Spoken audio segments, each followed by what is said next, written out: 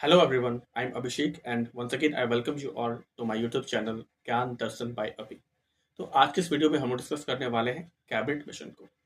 तो यहाँ पर क्या होता है कि बैकग्राउंड में वर्ल्ड वॉर टू जो है अभी अभी खत्म हुआ होता है और जो ब्रिटेन के प्राइम मिनिस्टर हैं विंस्टन चर्चिल जो कि कंजर्वेटिव पार्टी से थे उनके द्वारा युद्ध तो जीत लिया जाता है लेकिन जो ब्रिटेन में चुनाव होते हैं युद्ध के जस्ट बाद उसमें उनकी हार हो जाती है। यहाँ पर क्या होता है जो कंजर्वेटिव पार्टी का जो गवर्नमेंट है वो उसका रूल जो है वहीं पे समाप्त होता है और जो लिबरल पार्टी है वह सत्ता में आती है। तो लिबरल पार्टी के जो उम्मीदवार होते हैं वह होते हैं क्लेमेंट एटली। तो वो आगे चलकर ब्रिटेन के प्राइम मिनिस्टर बनते हैं।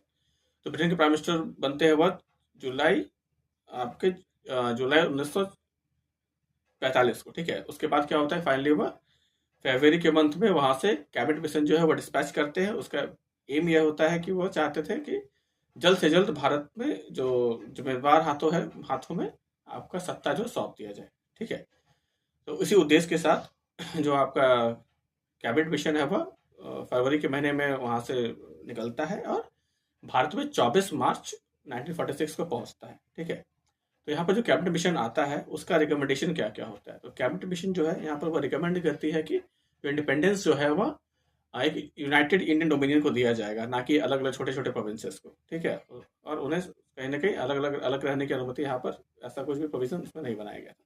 साथ ही साथ यहाँ पर जो मुस्लिम लीग या जिन्ना के द्वारा जो पाकिस्तान का डिमांड किया जा रहा था उसे भी ऑल टुगेदर रिजेक्ट कर दिया जाता है।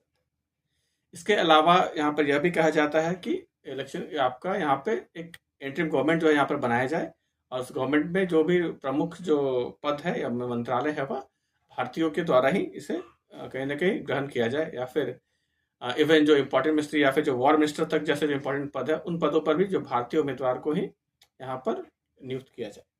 ठीक है, तो ये कुछ डिमांड्स थे, ये मतलब रिकमेंडेशंस थी इस कमेटी की। इसके अलावा इसमें यह भी रिकमेंड किया था कि आपका जो लेजिस्लेचर या एग्जीक्यूटिव बॉडी जो बनेगी उसमें जो इंडियन प्रिंस आपके प्रिंसली स्टेट्स है और ब्रिटिश इंडियन टेरिटरी है इन दोनों जगह से जो चुने हुए लोग होंगे वही इसे यहाँ पर एग्जीक्यूटिव और लेजिस्लेचर को फॉर्म करेंगे। ठीक है, तो यह कुछ रिकमेंडेशन जो है आपका वह कैबिनेट जो मिशन है उसके द्वारा दी गई थी। यहाँ पर क्या होता है जो महात्मा गांधी जी होते हैं वह इस मिशन से काफ़ी प्रभावित होते हैं और इस कहीं ना कहीं इस मिशन को पूरी तरह से सपोर्ट करते हैं। लेकिन क्या होता है आपका यहाँ पर जो मोहम्मद अली जिन्ना है या फिर जो आपकी मुस्लिम लीग है उसके द्वारा ऑल टुगेदर इसे रिजेक्ट कर दिया जाता है। ठीक है, और जब भी मिशन जो नेगोशिएशन चल रहे थे भारत में तो उस वक्त इंडियन नेशनल कांग्रेस का जो नेतृत्व है वह मौलाना अबुल कलाम आज़ाद जी के द्वारा किया गया था। ठीक है, यह कुछ प्रमुख तथ्य है जो कि कैबिनेट मिशन से जुड़ी हुई।